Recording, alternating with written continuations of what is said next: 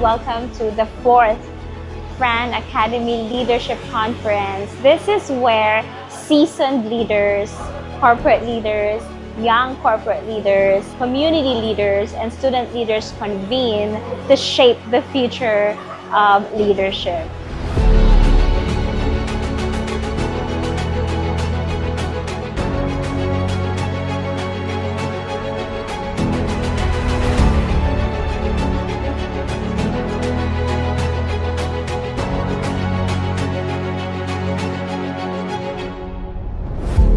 The truth is, most of us don't really avoid difficult conversations because we don't know what to say. We actually know what we have to share.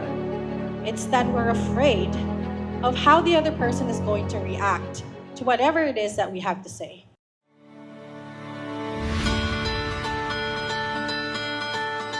In this conference, we're highlighting the future of leadership around AI, emotional intelligence, purpose, and innovation.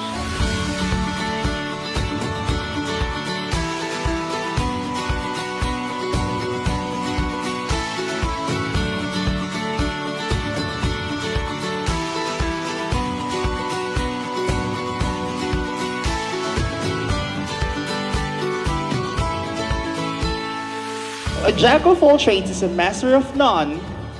It's a form of a compliment for someone who knows how to do a lot of things. They deliver, they excel. Sometimes I call them generalist. Yeah. The reason why I ask is related to this topic. In the past, we've had that idea wherein it was drilled into us for generation. You have to pick a lane, master a craft, build an expertise, and stay right there. How do we prepare students for a future that is changing faster than ever? That's why today's title might sound a little disruptive. The future does not need smarter people. Because for years, we believed intelligence was our greatest advantage. We were told to study hard, get good grades, earn a degree, and get a very good job. And then AI arrived. Suddenly, writing, coding, brainstorming, translating, and even creating presentations became available to almost everyone. Intelligence did not disappear, it became more accessible. So maybe the question isn't, how do I become smarter? Maybe the better question is, what makes me valuable when information is available to everyone? Current events remind us that while AI continues to advance, society still depends on people to make ethical decisions. Technology can generate all the answers, but humans must still decide on what is right. And in the future, those human qualities will become even more valuable.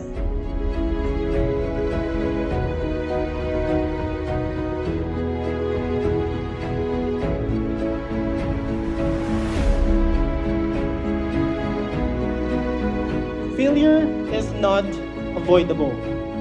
Would you guys agree? When we say failure is not avoidable, it's gonna happen to you at any age, at any moment, at any point in time. Failure is not an event. So, also failure is not an objective label. So, failure is subjective. Sometimes we say, I didn't get 100%. But for some people, winning actually, or it's not a failure if they get an 80%. That's already a win for them. It's how we define what failure is about.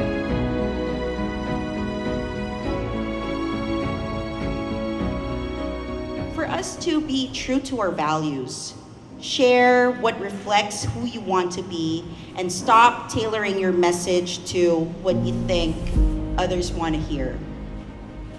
Authenticity, though, is not about saying whatever pops in your head. Just because you thought of something, people saying, hey, I'm just being honest.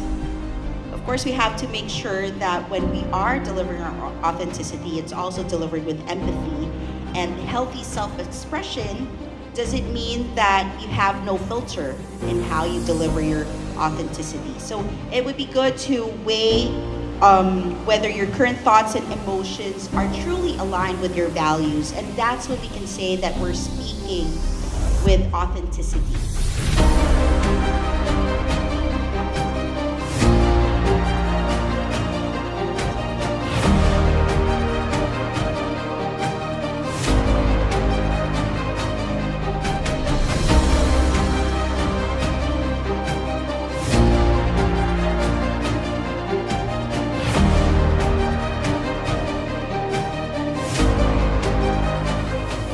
Right? People think when you coach, the only one who learns is the one on the other side of the table.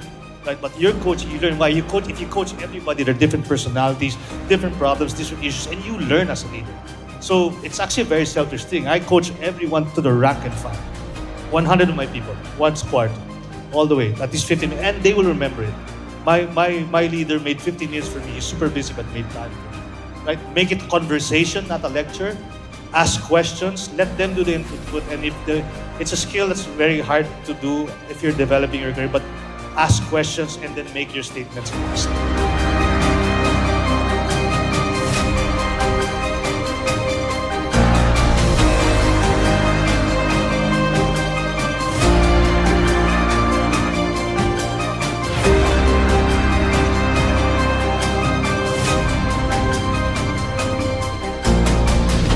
About that entire process of thinking about what am I going to share to these younger people, I thought of, oh my God, I actually live what I really want to share to these guys.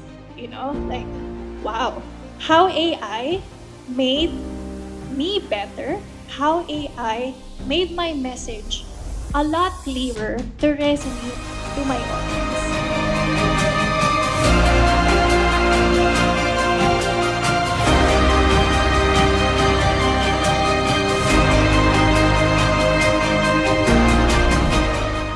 Okay, so yeah, and to the student leaders that we have here, please, you don't have to wait for adulthood or for the job title for you to start leading. So the moment you start showing up, the moment you start influencing, you are already leading.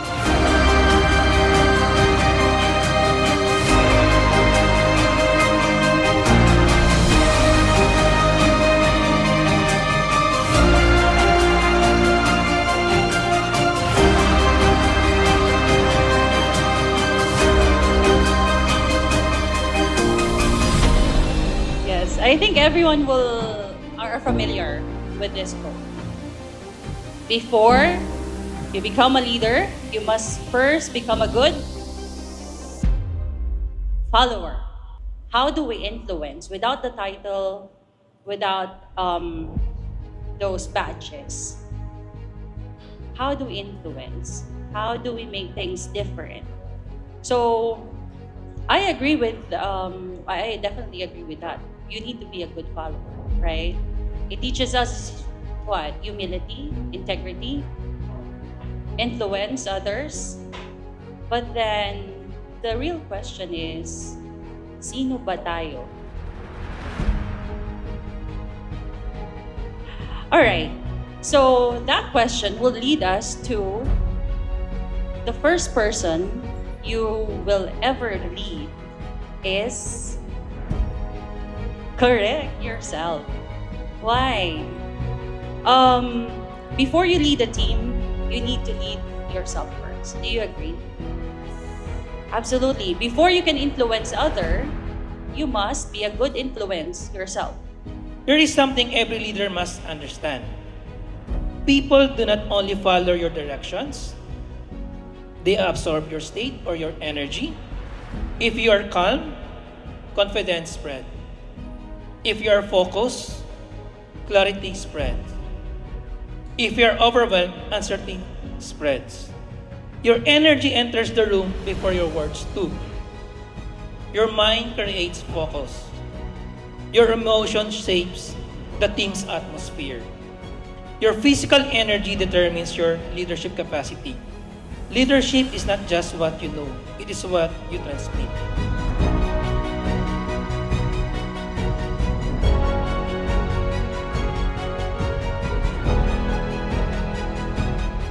I was just watching them really doing the hard work, and yet they were not paid by anyone, nor my father never paid them.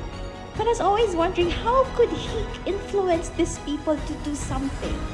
And that playground, that daycare center, that basketball court, they've lived for many years. I visited our place 2 years back, they're still there.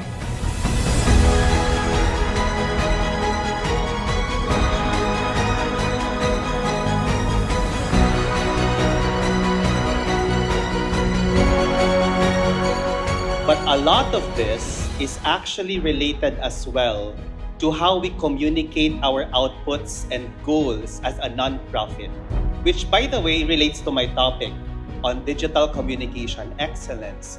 You being excellent in everything that you do in the workplace, right? So that's very important. This is our concept of a digital literate plus a smart online citizen.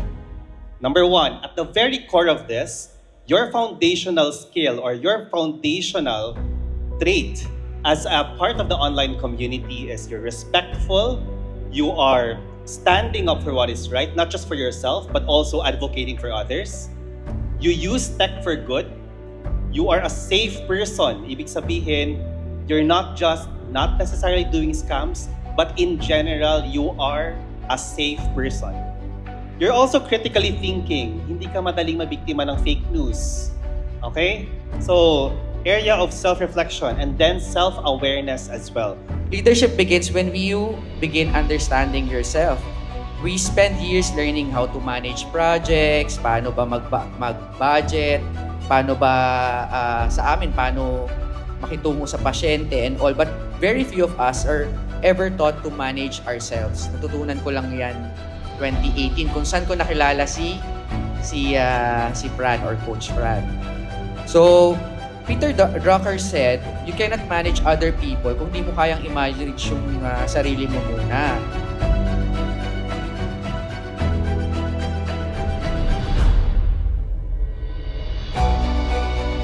The greatest investment you will ever make is not in your career, not in your business, not in your finances, but it's also understanding yourself. Diba? For me, ang best investment sa mundo ay, anong best investment sa mundo? Bukod sa self-awareness. Bukod sa wisdom. For me, it's relationship. Relationship. No? Nakapunta ako kung nasan man ako ngayon because of the relationship.